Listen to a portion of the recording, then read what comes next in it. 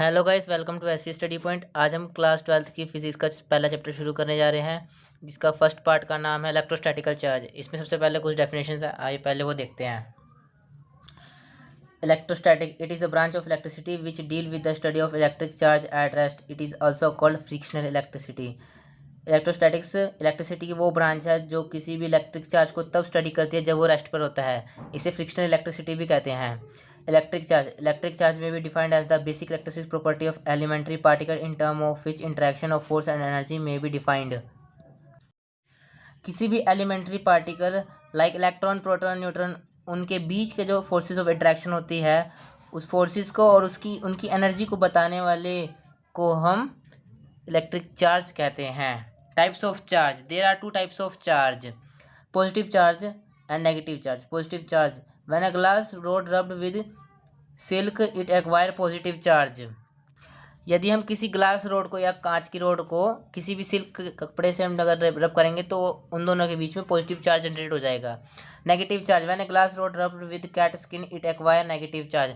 यदि हम किसी बिल्ली की स्किन को अगर हम ग्लास रोड से रब करते हैं तो उन दोनों के बीच में नेगेटिव चार्ज जनरेट हो जाएगा। ठीक है guys. Electrification, the phenomena of gaining of charge by a body is called electrification. किसी भी वस्तु की चार्ज को प्राप्त करने की प्रक्रिया को हम इलेक्ट्रिफिकेशन कहते हैं। वही इंग्लिश में लिखा है, the phenomena of gaining of charge by a body is called electrification. Method of electrification, electrification कितने प्रकार के हो सकते हैं। पहला होता है फ्रिक्शन से, by friction. When a body rubbed with other body it acquire equal and opposite charge and the process is called electrification by friction.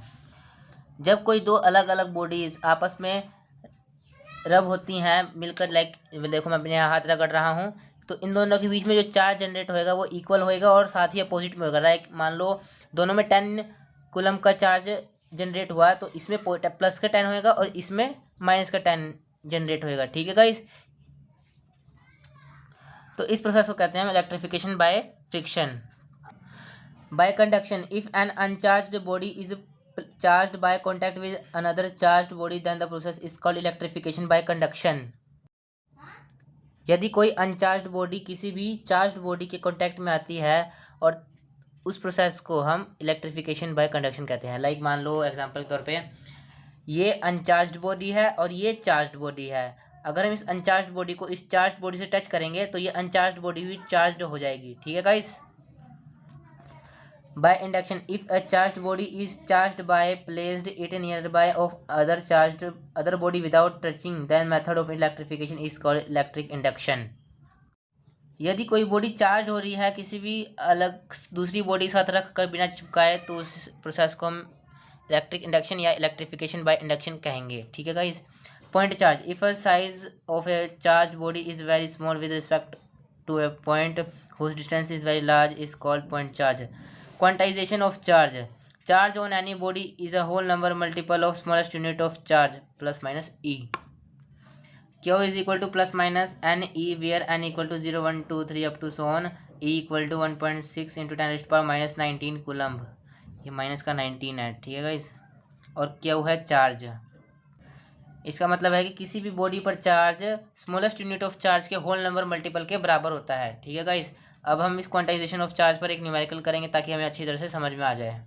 ठीक है गाइस। सो गाइस यह है numerical. When a glass rod is rubbed with silk it acquire 1 coulomb positive charge यानी कि +1 C। How many electron are transferred, तो हमें बताना है कि कितने इलेक्ट्रॉन ट्रांसफर्ड होंगे और ये बताना है किस में से किस में ट्रांसफर्ड होंगे, ग्लास रोड से सिल्क में होंगे कि सिल्क से ग्लास रोड में। ठीक है गाइस। हम सबसे पहले लिखेंगे गिवन डाटा जो हमें पहले दे रखा है। गिवन डाटा, तो हमें दे रखा है क्यू की वैल्यू वो है 1 कूलम्ब। ई हमें पता है कि 1.6 into 10 rest power minus 19 C के बराबर होता है। ये आपने आपको यहाँ बता ही दिया। और हमें निकालना है हाउ मैनी इलेक्ट्रॉन्स निकाले यानी कि नंबर ऑफ इलेक्ट्रॉन्स निकालने हैं। तो हम निकालेंगे, हमें निकालना है एन की वैल्यू फाइंड करनी है। तो फॉर्मूला होता है q is equal to plus minus n e. तो हमें पहले से ही प्लस की वैल्यू बता रखा है कि प्लस का पॉजिटिव चार्ज रखा है तो हम यहाँ पर प्लस ही लिख देंगे। हमें निकालना है एन, तो एन हो गया क्यू बाई ई के बराबर।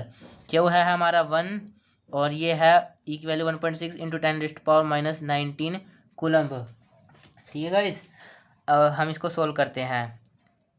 1 बाय 16 कर देते हैं इंटू 10⁻18 और ये 100 हो जाएगा, क्योंकि हमने ऊपर गया तो 10⁻19 हो जाएगी। एक 10 हमने इसको दे दी, इसका ले लिया एक पावर और पॉइंट हटा के एक 10 हमने यहाँ लगा दिया। ठीक है गाइस, तो अब ये हो गया कटेगा तो ये हो जाएगा 16 16 16 6 96 पॉइंट, ये बचेगा 40, 16 2 32.8 बचेगा, 16 5 80, यानी कि 6.25 एन की वैल्यू आएगी हमारी 10⁻18। ये है हमारी एन की वैल्यू। अब हमें ये तो पता चल गया कि इतने इलेक्ट्रॉन ट्रांसफर हो रहे हैं। अब हमें ये पता करना है कि कहाँ से कहाँ ट्रांसफर हो रहे हैं। तो उसमें ट्रांसफर हो रहे हैं ग्लास रोड से सिल्क में ट्रांसफर हो रहे हैं। ठीक है गाइज, तो हम लिखेंगे 6.25 into 10⁻18 electrons are transferred from glass rod to silk, क्योंकि हम ग्लास रोड को रब कर रहे हैं सिल्क से, क्योंकि यानी इसका मतलब है कि ग्लास रोड के पास चार्ज है और सिल्क न्यूट्रल है। हमने उसे रब किया सिल्क को, ग्लास रोड को सिल्क के साथ, तो सिल्क भी चार्ज हो गया। ठीक है इसी तरह नेगेटिव, अगर हम वो वाला एग्जांपल लेते हैं कि ग्लास रोड रब होता है कैट स्किन से, तो कैट स्किन पर चार्ज जाएगा और ग्लास रोड के पास चार्ज है यानी कि, और कैट स्किन जो है वो न्यूट्रल है तो उसके पास चार्ज जाएगा, वो भी नेगेटिव चार्ज। ठीक है गाइस, अगला है conservation of charge. Conservation of charge, पहले इसकी डेफिनेशन आएगी फिर हम इसको बताएंगे कि होता क्या है। Conservation of charge is the property, या इट इज द प्रॉपर्टी भी लिख सकते हैं, by virtue of which total charge is, जो टोटल चार्ज इन या of an isolated system remain constant या रिमेन कंजर्व्ड। किसी भी आइसोलेटेड सिस्टम का जो टोटल चार्ज है वो हमेशा कंजर्व रहता है, यही हमें कंजर्वेशन ऑफ चार्ज बताता है। ठीक है गाइस, अब हम पढ़ेंगे कूलम्ब लॉ ऑफ इलेक्ट्रोस्टैटिक या कूलम्ब्स लॉ। ठीक है guys, Coulomb's law of electrostatics, it state that the electrostatic force between two stationary point charge placed in vacuum और free space is directly proportional to the product of charge and inversely proportional to the square of distance between them. जो Coulomb's law है वो हमें भी बताता है कि अगर कोई दो पॉइंट चार्ज किसी वैक्यूम या खाली जगह पर पड़े हैं तो वो दोनों एक दूसरे के डायरेक्टली प्रोपोर्शनल होंगे उन दोनों के प्रोडक्ट के, यानी कि उन दोनों के मल्टीपल के, और इन्वर्सली प्रोपोर्शनल हो गए उन दोनों के बीच के डिस्टेंस के स्क्वायर के। Let 2 point charge Q1 and Q2 are separated at a distance r in vacuum. हमने कोई 2 पॉइंट चार्ज माने Q1 एंड Q2 जो आर डिस्टेंस पर वैक्यूम में पड़े हुए हैं। तो कूलम्ब्स लॉ के हिसाब से the force between them is given by F, जो है वो डायरेक्टली प्रोपोर्शनल होएगा Q1 Q2 दोनों चार्ज के प्रोडक्ट के बराबर, और इन्वर्सली प्रोपोर्शनल होएगा 1/r², यानी कि उसके डिस्टेंस के, दोनों के बीच के डिस्टेंस के स्क्वायर के बराबर।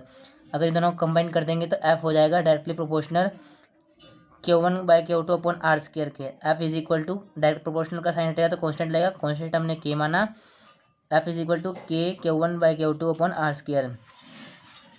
के इक्वल टू 1 होएगा सीजीएस यूनिट में, और के इक्वल टू 1/4πε0 होएगा ऐसा यूनिट सिस्टम ऑफ यूनिट में। तो जो फोर्स होगा हमारा वो हो जाएगा 1/4πε0 Q1 Q2/r²। यहाँ पर ε0 परमिटिविटी है फ्री स्पेस की, और इसकी वैल्यू होती है 8.85 इंटू 10⁻⁻12 कूलम स्क्वायर पर न्यूटन पर मीटर स्क्वायर। इसके दो स्पेशल केस हैं, इसे याद रखना। इफ़ Q1 एंड Q2, ये Q2 है, अगर इन दोनों का मल्टीपल 0 से बड़ा है तो फोर्स रिपल्सिव होगा, और 0 से छोटा है तो फोर्स अट्रैक्टिव होएगा। इन एनी अदर मीडियम, किसी और मीडियम में वैक्यूम और फ्री स्पेस के अलावा एप्सिलॉन हो जाएगा हमारा एप्सिलॉन नॉट नहीं, ये हो जाएगा हमारा फोर्स हो जाएगा हमारा 1/4πε0 के Q1 Q2/r²। किसी अदर मीडियम में, वैक्यूम में यहाँ पर ये के नहीं आएगा, सिर्फ होएगा F equal to 1/4πε0 Q1 Q2/r²। और किसी मीडियम के लिए यहाँ पर के मल्टीप्लाई हो जाएगा अपॉन में। के जो है हमारा वो उस मीडियम का डाइलेक्ट्रिक कांस्टेंट है। अब हम निकालेंगे डायमेंशन ऑफ एप्सिलॉन नॉट। हमें पता है कि F is equal to 1/4 pi epsilon naught into Q1 Q2 by r square होता है। तो एप्सिलॉन नॉट की वैल्यू हो जाएगी 1/4 pi F Q1 Q2 by r square. अब हम इनकी वैल्यूज पुट करेंगे जैसे हमने डायमेंशन फॉर्मूला निकालना सीखा था चैप्टर नंबर 1 में। क्यू है जो वो चार्ज होता है, चार्ज का जो डायमेंशन फॉर्मूला होता है 80, और Q2 की वैल्यू भी 80, दो चार्ज है तो 80 इंटू 80 हो गया। फोर्स का 4 पाई कॉन्स्टेंट है तो उसके लिए कोई यूनिट नहीं, डायमेंशन नहीं होगा। फोर्स होगा, फोर्स की डायमेंशनल फॉर्मूला होता है MLT-2, और आर स्क्वायर के लिए आर एक डिस्टेंस है तो एल स्क्वायर हो जाएगा। तो एप्सिलॉन नॉट हो जाएगा हमारा A square T square upon M1L3T-2।